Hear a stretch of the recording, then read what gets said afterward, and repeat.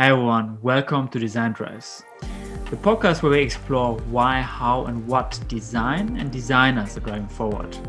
In this episode, I talk with Afshin Mehin in San Francisco, who runs a design studio called Card 79 that aims to blur the boundaries between physical and digital design. With Afshin, I shared quite detailed about the future of neural interface design. Neural interfaces are actually a growing field where engineers and scientists explore basically ways to control computers with your brain. With his studio, he recently worked on a project with Neuralink, the AI startup founded by Elon Musk, who develops brain-machine interfaces and makes key contributions to the field. We actually talk about the opportunities and challenges for designers to work in such progressive interaction design fields, and actually also what we as designers should expect in the long run to happen. We also talk about interaction modalities and potentially useful application for such brain interfaces. Afshin has a long history working on the intersection of industrial and interaction design in Silicon Valley, working at companies such as IDEO, Home, Whipsaw, all after graduating from Royal College of Arts in London. So we also talk about his learnings throughout his career, building design teams, working at digital and physical design at the same time, and working with advanced technologies as a designer and what contributions you can make as a designer in such a field. So I hope you enjoyed the episode. All right, I'm here with Afshin Mehin. Super excited to talk to you. Super excited to talk to you as well. I've been looking forward to this conversation for a few weeks now. Yeah, really looking forward. We have a couple of very interesting topics we're going to talk about, and I'm pretty excited about that. I think it would be great for the audience if you could just give them some context about your background and also how you started going into design. Yeah, for sure. I think before we started the conversation, I was just explaining my family's originally from Iran. We came to Canada a long time ago, and basically as a typical immigrant family, I was encouraged to kind of pursue a more safe traditional route. So my parents guided me through to kind of focus on things like engineering. So I actually started my studies as an engineer, and halfway through that, I discovered this book by John Maeda called Design by Numbers. And it kind of flipped my mind. I was like, oh, wow, there's this overlap between creativity and technical thinking. And then I completely got turned on to what that could look like and started to pursue looking into future studies. So I kind of navigated my career to move into like industrial design. I studied at the Royal College of Art for my master's. And in between that, I started to kind of look at what the overlap was between technology and design. And this is probably around 2000 or so, when a lot of conversations were happening around what the implications of technology would be on our lives, how materiality and immateriality would feel. And John's lab, the Aesthetics and Computation group, was super inspiring. So is Hiroshi Ishii's lab, looking at tangible interactions. So things like that got me really excited. And in fact, I did my internship when MIT Media Lab Europe existed in Dublin. I was working with the Shiloh Moran's Palpable Machines group, which is kind of like a similar group to Hiroshi Ishii. So it was all about haptic interfaces. And so yeah, that was early days for kind of what got me thinking about the ability for design and technology and kind of future-facing design and technology experiences to look like and feel like. And since then, yeah, I've kind of followed along that path. Mm-hmm. And I think you were mentioning before you were growing up in Canada, right? Yeah, so grew up in Canada, my Vancouver specifically, so beautiful city on the west coast of Canada, and not a lot of exposure to design per se or design culture. A lot of beautiful natural resources, so a lot of great hiking and biking. And there was an art school there called the Emily Carr, I guess it was a college at the time. And I would go to their library there to learn about design. That was when I was flipping through ID magazine and Graphis and like really just like delving into what that world could look like. And then I think that that experience kind of guided me. And Canadian design culture has always been something that's a nice grounding around like appreciation of like natural materials, working with like honesty of materials. And so that's kind of been something I come back to so often. It's also very multicultural. So I think it's been a great place for me to understand just the variations in design approaches based on kind of cultural background, and whether it's the European design canon or whether it's, I don't know, South American, or whether it's, I don't know, Asian, all kind of different approaches to design have a lot to bring to the table. And I think that was kind of coming from the experience I had growing up in Canada. Mm-hmm. And then when you were finishing up your studies at the Royal College of Art, you moved to the West Coast, right? To start at WIPSO. What was the motivation behind that move? And I think you stayed there. You're still there on the West Coast. So maybe you can talk a little bit about that as well. These are great questions. Great questions. So while I was doing my internship at the Media Lab, while I was doing my engineering degree, I was also working in human-computer interaction labs in Vancouver. And I was starting to kind of get a sense of where the things would go in my career if I was going down an academic route. And this is the time where I guess Frog and IDEO were producing the great work they did, like the grid mobile computer, and then just all the things that were at the cutting edge of hardware design. And I was like, this is really cool, and I want to be part of this. So I think I made the conscious decision to kind of focus more on the industry, and the Bay Area was where a lot of this activity was happening. So I came back to Vancouver, packed up my things, came back from London, which I loved. It's a beautiful city with great design culture. And I said, let's try focusing on technology. And so made my way down to the Bay Area, interviewed with a bunch of places, was lucky enough to work at WIPSO. And this is the early days of 2005, and had the opportunity to work with a bunch of really talented people, and almost felt like I was just starting to learn the ropes, what it means to design and launch product. And this is also where I started to practice that interface between industrial design and interaction design. There's a few projects that were coming on where there wasn't necessarily a clear interaction model defined yet, and there was no one to work on that side. And so with me having a background in HCI, I was brought on to kind of try and add that to the conversation. And that also gave me a taste of what that interface could look like. And that gave me kind of that grounding or foundation. So when I moved on and started my next opportunity to IDEO, I was brought on as like a hybrid interaction designer, industrial designer. So there's some projects I would be working as an industrial designer on, and some where I'd be working as an interaction designer on. And that really got me excited in terms of being able to flex both of those muscles. And hopefully there was a lot of opportunities where I could use both of them on the same project as well. Mm-hmm. Yeah, super interesting. I mean, we actually had Dan Harden also Nice. on the podcast. He's a rock star. Yeah, absolutely. I was super happy to chat with him. And I mean, I assume you worked with him also at WIPSO. I had the privilege of working with Dan. Yeah. Yeah. And so I think what's interesting is also around that time, a lot of the conversations around software design started to emerge, right? And more frameworks were established.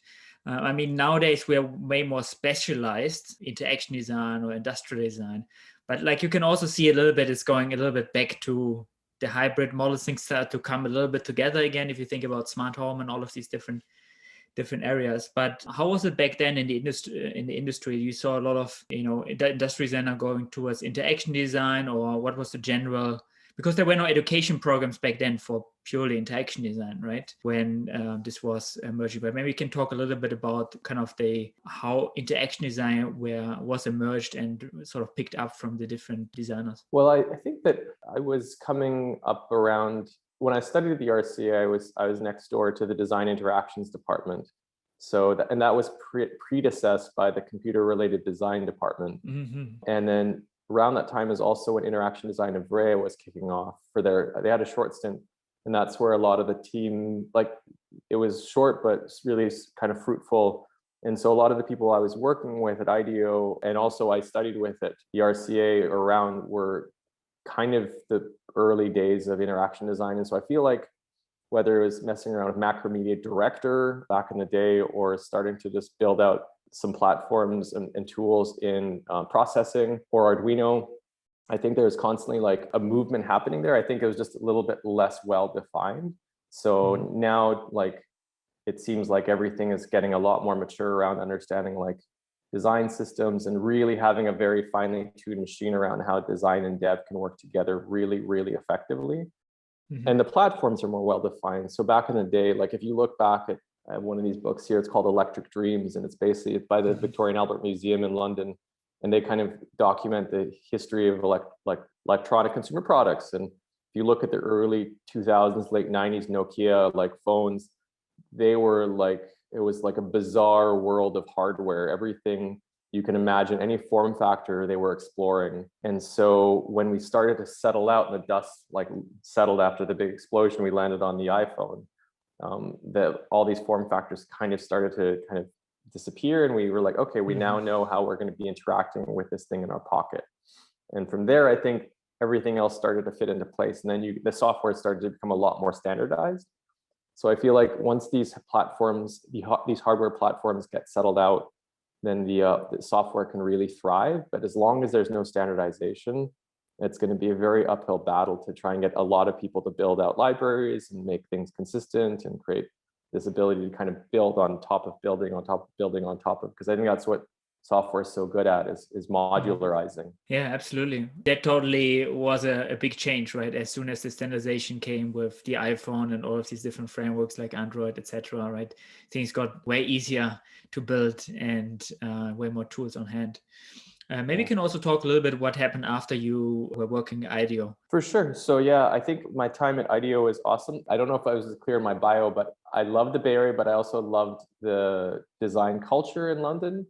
So I actually left IDEO and went back to London for a year where I was working for design studios there. I've always had like appreciation for more traditional design. And so I work with like Terence Conran, who's a well-known furniture designer who just passed on last year, but he's established like a lot of the design history within London. He created the design museum back in the day. And then I worked for Barbara Osgerby. They're furniture designers. We worked on the Olympic torch together. I wrote the grasshopper code for the Olympic torch that has those 8,000 holes into it.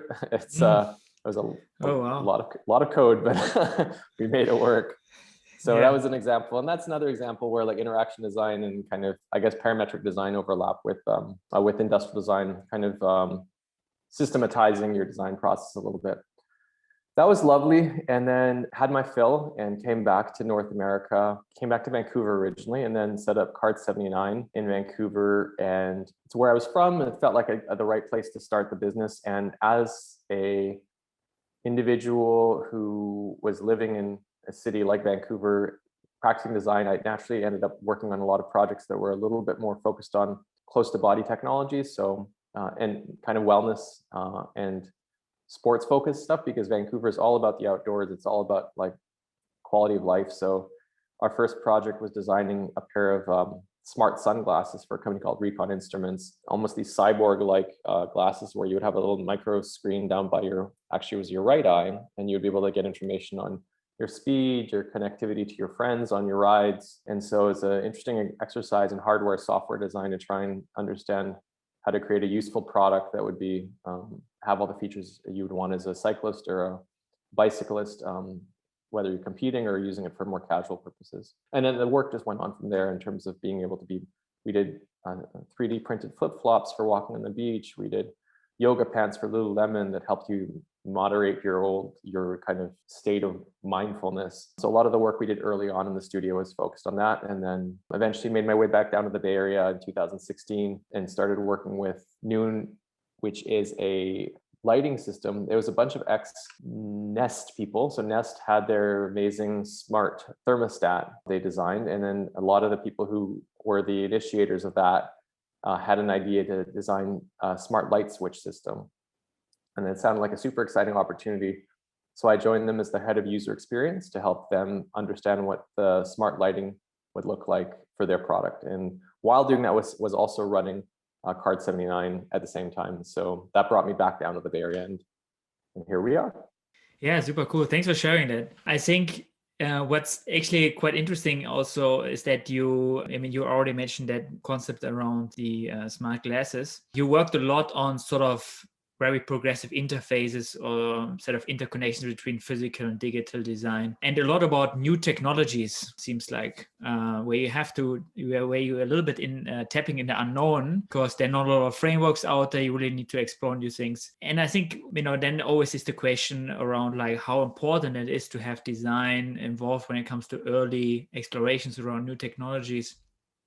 So what's your experience when it comes to that, having design working with new technologies? It's a great question. And I don't know if the answer is, I think there's a few ways you can approach that. One is as an individual, I very much love the unknown. I love things that don't exist yet. And that's why our studio is kind of branded as fortune tellers, because we like seeing into the future with our partners. And the things that are unknown are often the most exciting for me to try and understand. So I just gravitate in that direction whenever I can. And I think I also have the side of my personality which loves creating beautiful experiences for people.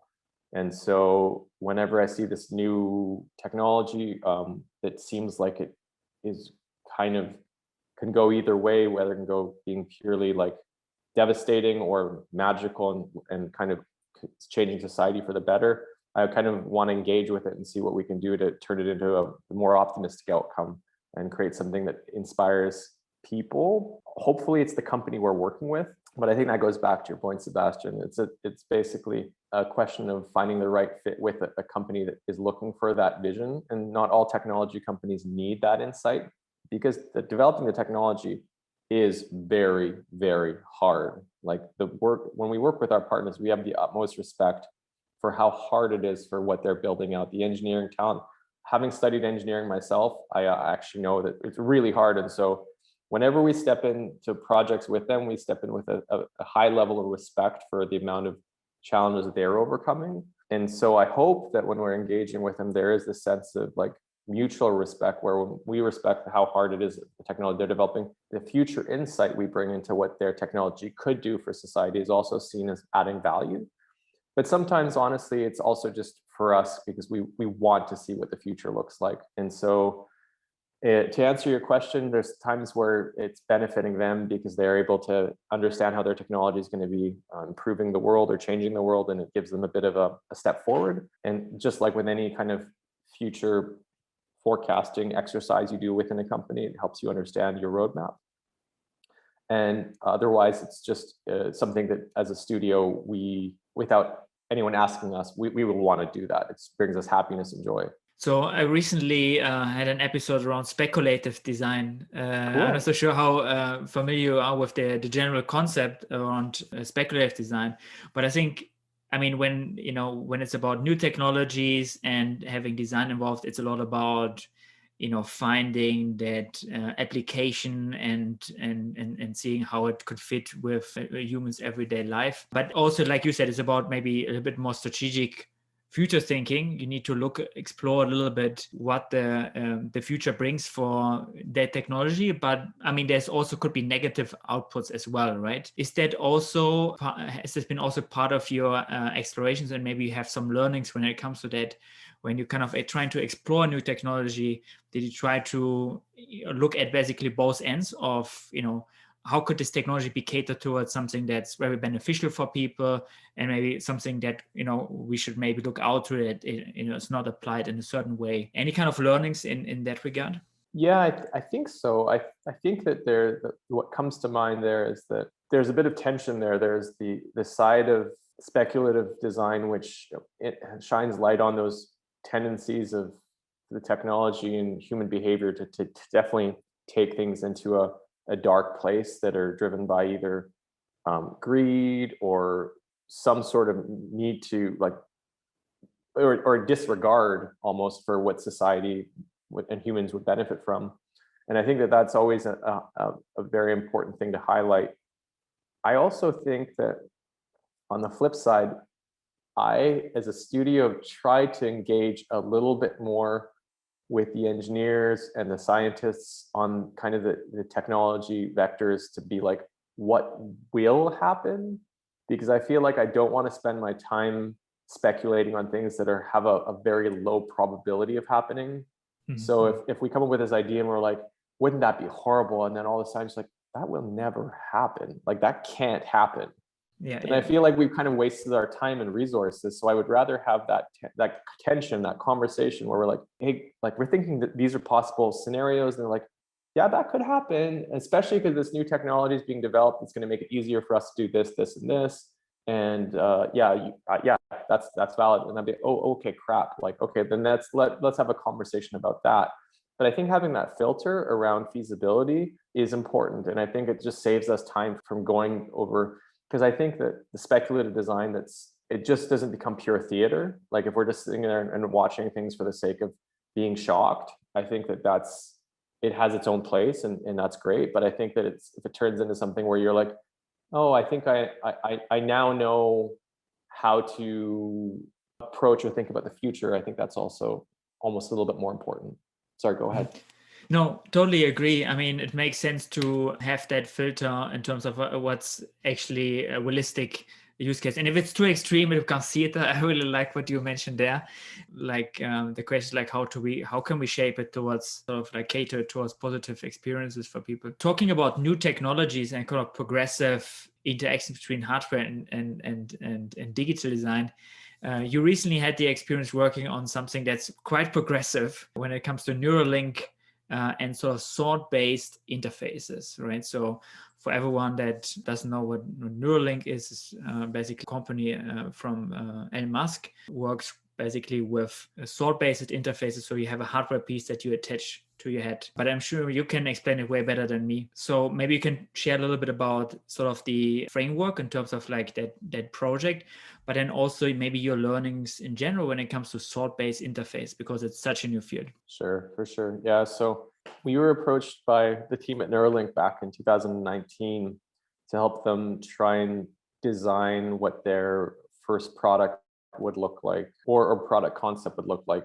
And it was their early architecture was going to be something where they had a external wearable, and then part of it involved a surgical procedure to implant. The rest of the technology would be an invasive surgery that would allow these kind of neural threads to go into your brain. And we were brought on because of our experience working on projects like Recon and other projects where we really understood the ergonomics of so we could understand how to design a product that would fit nicely across different head shapes, different ear shapes, and also just the ergonomics of how to easily put it on and off.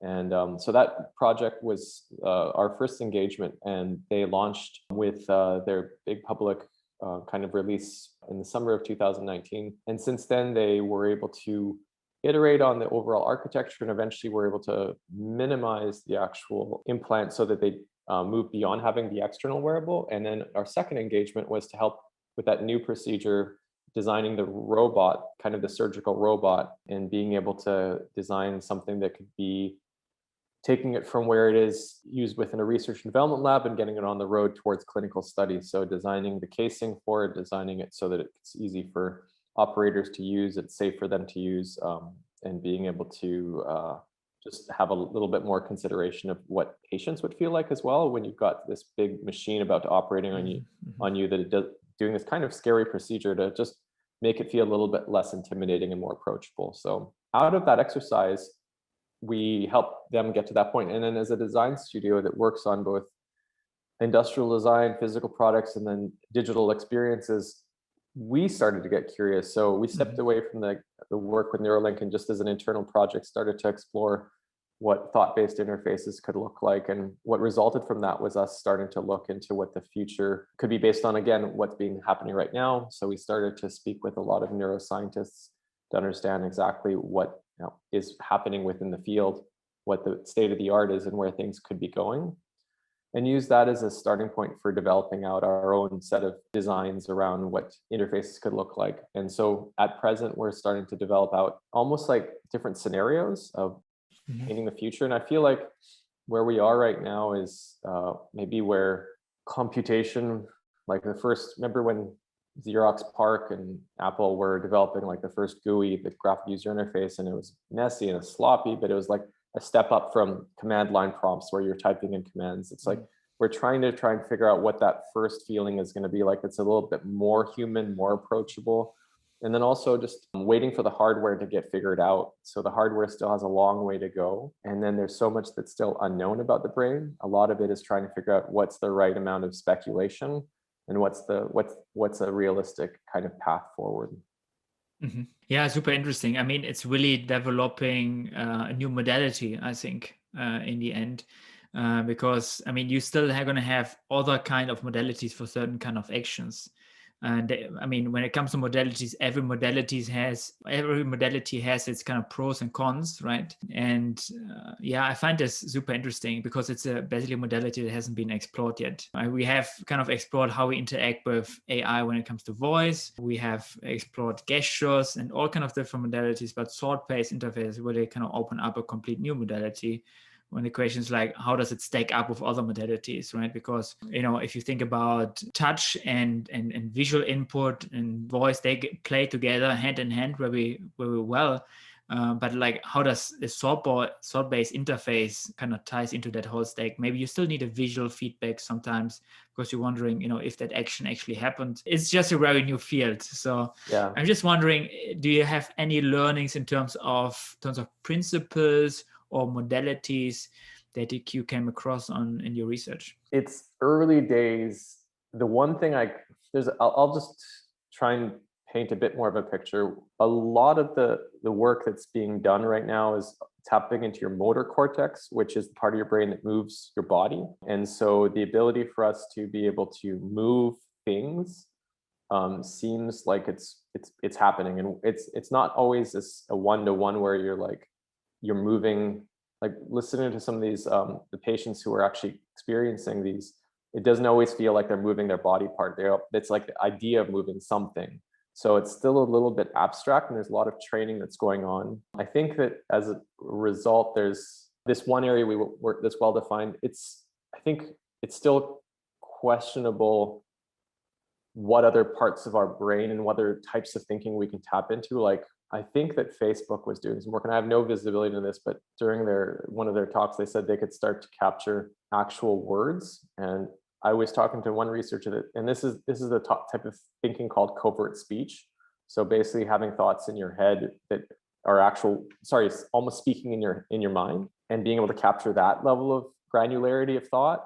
But for us, and I think for a lot of people, where it starts to get a bit murky is that when I speak, my mouth moves and I say a word, and it's very clear. I can have a lot of different things going through my head, and there's so much bandwidth. Like right now when I'm looking around, I'm probably processing a bunch of information I don't know even I'm processing. There's layers of consciousness.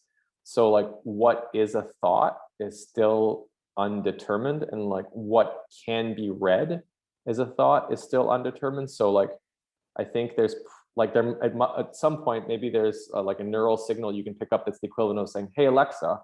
So it's like when it hears you say Alexa, then it starts reading everything you think after that. So it knows when to check in, because I think constantly pinging you and trying to understand when you're thinking will also be another thing that when we are speaking with our kind of neuroscientist partners, they're like, being able to kind of synchronously pick up this information will be a little bit tricky. So having something that lets you know when to listen is going to be important. So that's the breadth of the different types of thinking is kind of interesting. The reason, and to get back to your original question, the modality, the reason why we're excited about this was honestly when before we even talked to Neuralink, we read the article that was posted about an interview with Elon, which was talking about why brain-computer interfaces sound like they're useful. And the reason that it sounds like it's useful, it sounds like it's a conversation around bandwidth. And it's kind of going back to what I said, where I'm processing all these things happening. I mean, I don't even know I'm doing it. The brain has a huge amount of bandwidth compared to your voice or your hands. So if you can start to harness that bandwidth and be able to input and output through that bandwidth, then we're going to see a step function in what we can do. So I think what we're seeing right now, like there's been some research coming out of Stanford where people are able to use handwriting in their mind and be able to type as fast as they can, as a person could typically, they can write with their mind, with their kind of fictional hand, as fast as someone can type. So I think it was getting up to 80 or 90 words per minute. Don't quote me on that. And so that's what everyone's kind of looking for, is like when the bandwidth starts, when our ability to communicate via this platform becomes just as high as it would be otherwise, we're starting to reach that kind of threshold point where we're seeing, hey, this modality is actually just as good as other modalities. I think this is where I'm being a little bit, trying to be a utopian in a possible dystopian scenario. I do get concerned as a visual person, as a designer, that with all of this push towards text-based words, like texting, whatever it is. I think visually, and some people think with music, some people think emotionally. So I think that my hope and kind of what we're doing our internal projects on and our point of view we're trying to build out is that our utopian future, which hopefully is based on science, is that we want to see a future where these thought-based interfaces will allow for plurality of types of thinkers. So not always having to be like thinking with words is text messages, but is there any way that you can embrace the people who are able to think, have feelings, and have their feelings maybe control interfaces, or have your ability to think visually also be in somehow enabled as well. So as much as there's like this push to try and increase bandwidth, we also want to make sure there's a breadth of ways of thinking, because I feel like within thinking, there's multiple modalities thinking as well. Just to add a little bit more complexity to your original kind of question around benefits of different modalities. But it's so fascinating, this whole idea. I mean,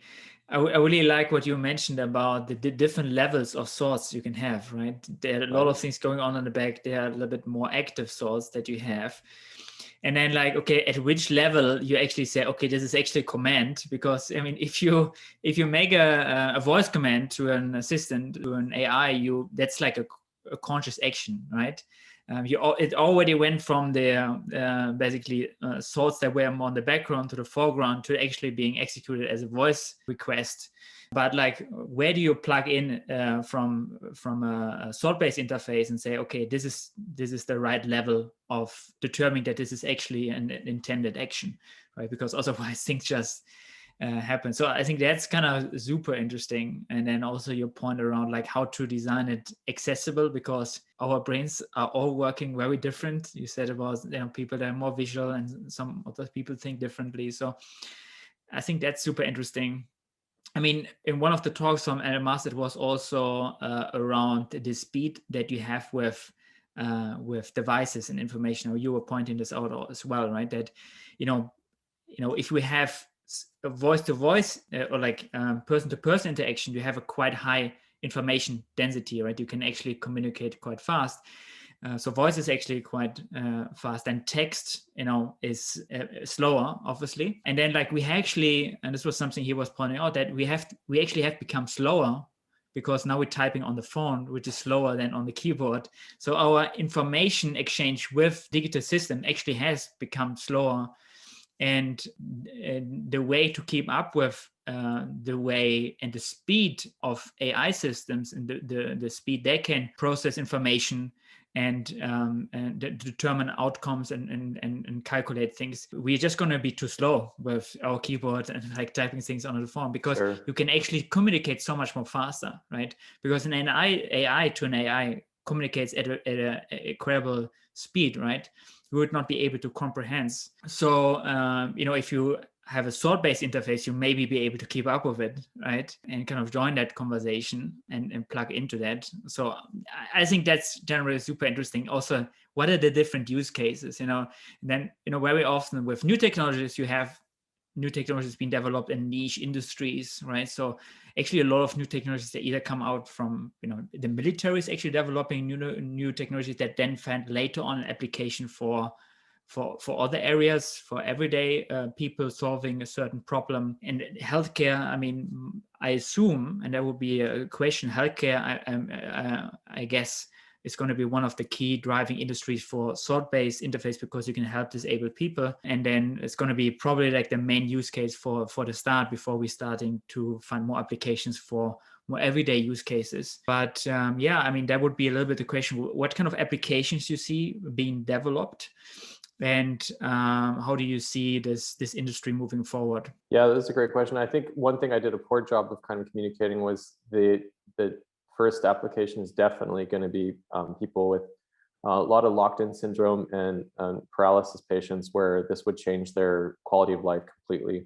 So that's basically every researcher that's working in this space right now is helping that community, and that's the primary goal right now, is to be able to enable that community to have better quality of life.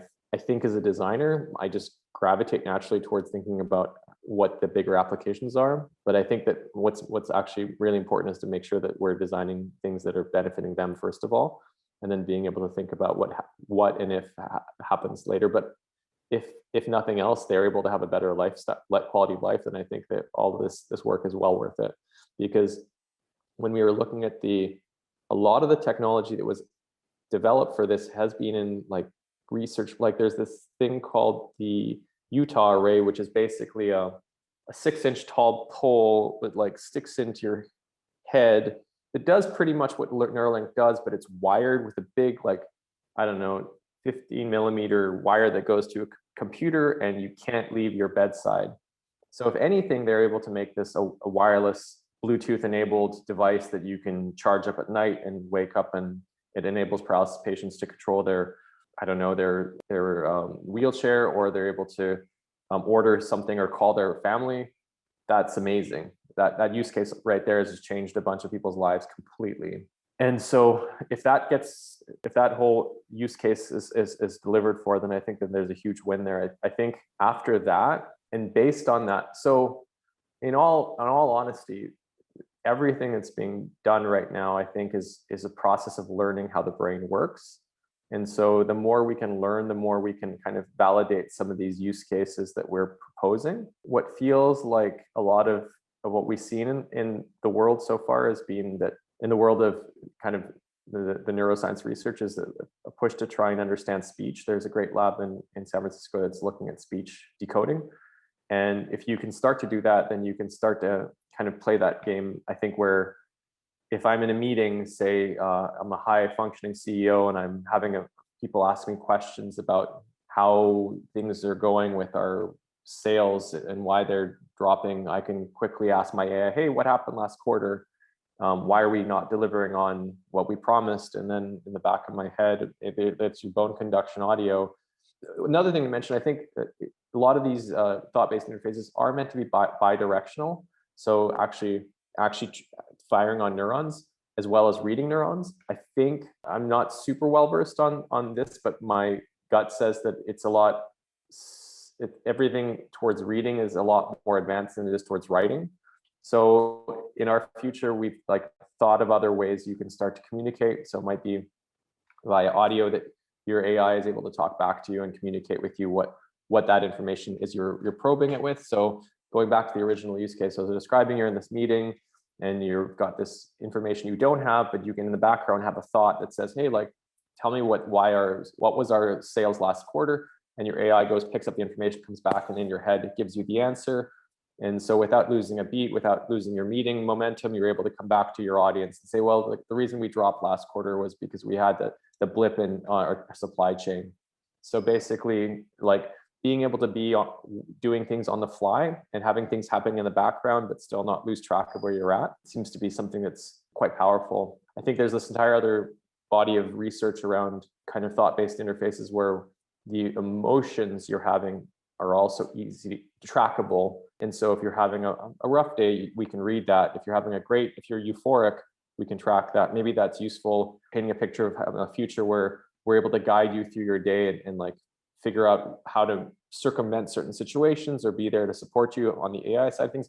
Maybe you're in a meeting with your therapist, and your therapist is able to go through and understand how your week was in terms of your kind of emotional states, and then give you guidance as a result of that. There's an entire creative world we've imagined, which is imagine if you're an interior designer and you're able to possibly move around with this kind of motor skill, move around all the furniture and space at the same time, and be able to rearrange a space kind of way faster than you could if you were using a mouse and clicking things around, changing the wall colors based on how you're feeling, and maybe creating some sort of interface that's suggesting things based on your overall mood. So understanding where your thoughts are at, your emotional thoughts are at.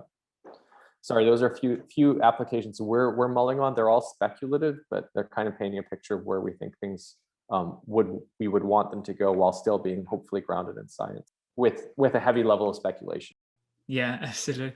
But they're also interesting. I mean, it's, I think, hard to comprehend what kind of experiences are going to be possible, and even to dig into kind of, everything is pretty new. It's really working in the unknown. It's pretty much an engineering it's an engineering topic right now. And I think we as Yep. designers are standing around looking a little bit from the outside and trying to also see how we can contribute to the whole topic, but it's pretty much understanding the brain. It's about science and engineering very much at the moment, right? Yes. And I think as soon as I think progress going to be made, I think for designers, there's also going to be opportunity to contribute. And I think it's super exciting. I mean, also what you mentioned about, when things are connected to the internet and, you can read up information or look up something basically while someone is asking you and you're trying to pick the answer. I mean, there are just like endless amount of problems to solve, I think, also in terms of guidelines and I think policies and how this whole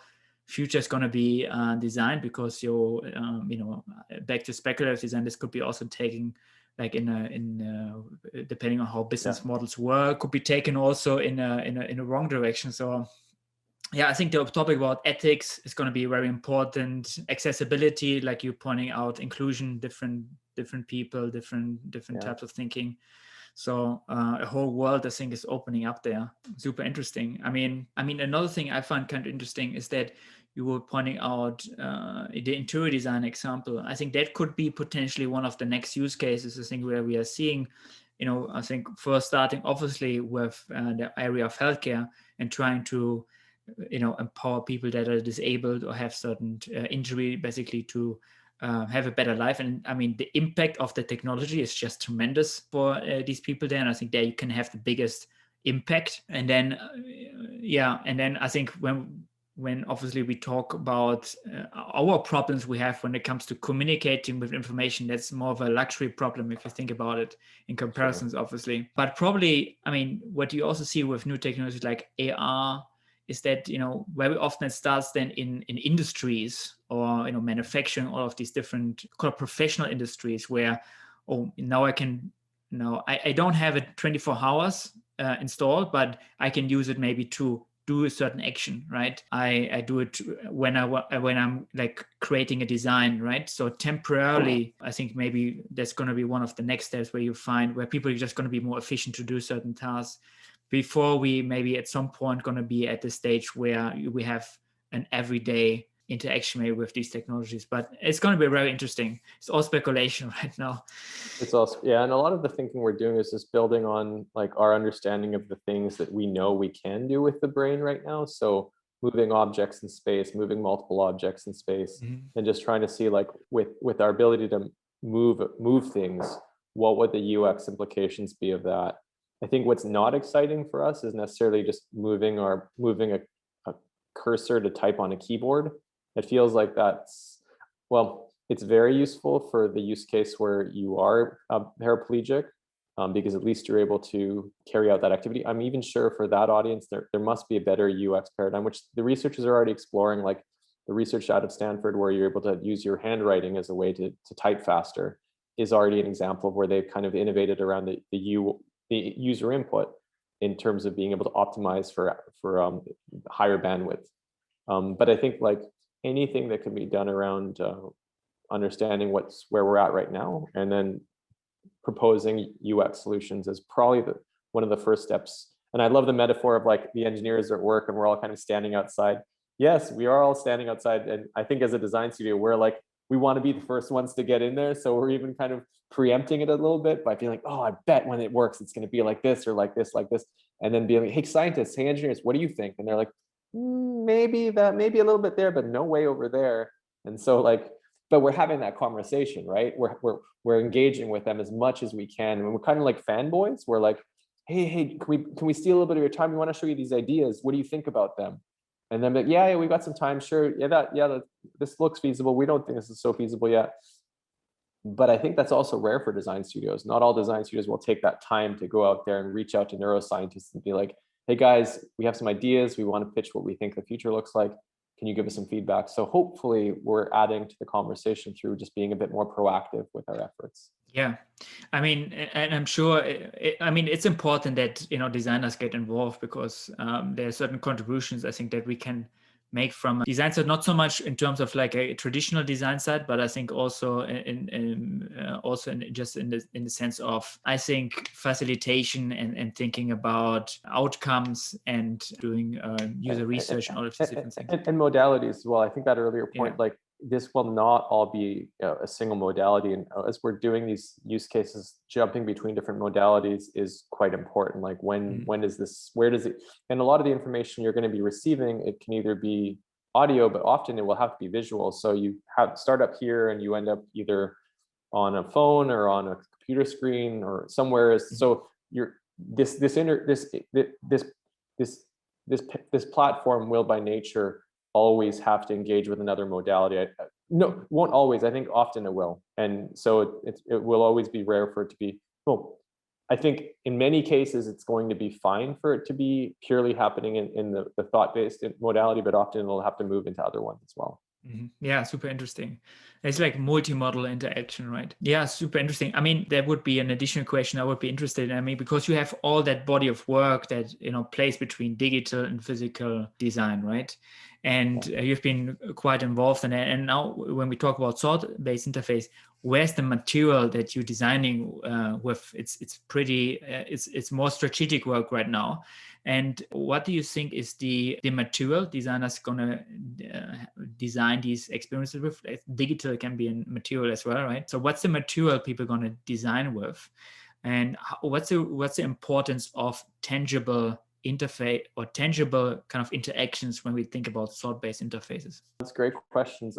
I think that because this will be multimodal and it will be like living with the other modes you're interacting with, often it will be building on top of those. So like I said, I could still see this living in a world where your materials are still pixels providing visual feedback to a thought input.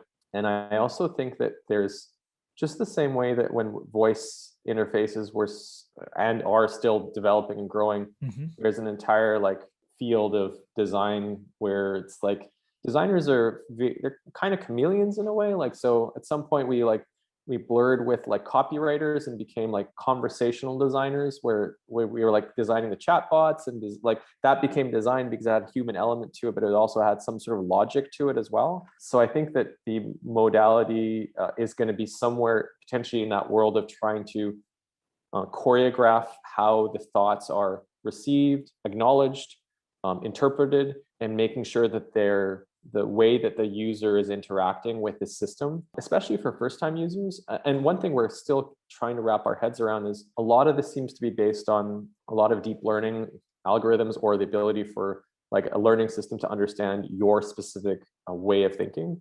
So like, imagine when you buy, it's like any onboarding experience, like how will you first start to become friends with this system and for it to understand you and for you to understand it. So I think as we're imagining like what that the material could look like, there's a little bit of sensitivity towards how two entities get to know each other, which is pretty much an onboarding experience from a digital perspective. So like, what would the onboarding experience look like as the system starts to understand how your brain functions, how to read your brain, and at what point does it feel like it has enough knowledge, and how do you choreograph that user experience? That we're having a conversation in our studio and everyone's like, I wouldn't want to buy something and have it only work after a month of like learning me. So like, how do we start to like build out what that onboarding looks like for that? And so maybe that's like a meta material where it's like almost a framework for interaction. So when you first get a product, you start to experience it. When you start to get more familiar with it, you empower user over time. So like almost choreographing some of those user experience journeys is going to be also part of that ability to another dimension of materiality, I think. Yeah, super interesting to think about, you know, how, because it's a new interaction, people have to get used to think a little bit about like, you know, how do you start easy and then get more progressive over time. I also really like what you said about the chameleon. You know, very often as designers, there's a new field building up. We somehow partner with that field. We're not like the full experts in that, but we kind of learn how to shape these experiences. When you think about voice voice designers, right? And I think as a voice designer, I also want to think a little bit how that visual feedback maybe plays out, right? So it's a lot about the geography, like you said. How do you orchestrate these different things and think about holistically? You're focusing on the voice design, but then you automatically think about other outputs and feedbacks and so on. The same with chatbot design, if you think about it, and conversational designs. You also think about the visual aspects and how this is reacting back to you. So yeah, I feel like, back to the point before that you brought up, then, I think it's going to help us to think more in multi-modalities when it comes to that. And, if we have a background in terms of how visual interfaces work, it's going to help us to design sort-based interfaces, because it's always going to play hand in hand. And it's more about orchestration of information. It's not basically a pure vertical where you go in and you don't touch on the other modalities as a designer, which I think is a very interesting perspective. Yeah, I do feel like I have a feeling it's gonna be a little bit of the headaches of a chatbot, though, where you're constantly struggling with understanding enough context to have a good conversation. I think it's going to be the same, but maybe with like having enough neuronal signals where you can make an assumption around what they're trying to think. I think being able to just get decent interpreting thought at the level that people are able to kind of connect with the system will probably be the first hurdle we're all trying to see us get over from the engineering side. Yeah, it's a very good point, right? As usually a conversational-based interface, they struggle with the amount of information they get up front to make it a good experience. So that's always the problem a little bit, because they don't have a lot of data about you. That might be different with a sort-based interface, where maybe they can plug into more information or have more better context, maybe. But that's also another layer. Just sorry, you're getting me excited about this, but yes, if you have that data, you have your phone data, you have your location data. It's like, and that's kind of what we're all like. That goes back to the business model as well. It's like there's a pro, there's an obvious. That's the pro, is that if you have a single entity that can meld all this information together and create a unified context, that sounds great. But it also creates a monopoly from a business standpoint, which is also quite scary. And I think I have no answers there. I don't know what the solution is between having a great user experience by one entity that can create all the information and contextualize it well for you, and not giving that entity so much power that it's kind of scary. Yeah, super interesting. I would love to continue speculating with you and thinking about the future, because I think it's such an interesting field, and I think tremendous opportunities in the long run for designers to participate, and a lot of things. I think we still have to see how things going to progress. But I want to be respectful with your time as well. So thank you so much for taking time here on the episode. Thank you so much. Yeah, it's been a pleasure. Thank you for having me on. It was a great conversation and super great questions. So thanks for being so engaging. All right, that was the episode. Thank you so much for tuning in. If you enjoyed the episode, make sure you give it a thumbs up and let me know in the comments or by tagging me in the post what were the biggest learnings for you in the episode. I'm always super curious about that. If the episode provided you a lot of value, make sure to follow and subscribe, and share it with friends or others so they also have the chance to learn and grow themselves. All right, until next time, cheers.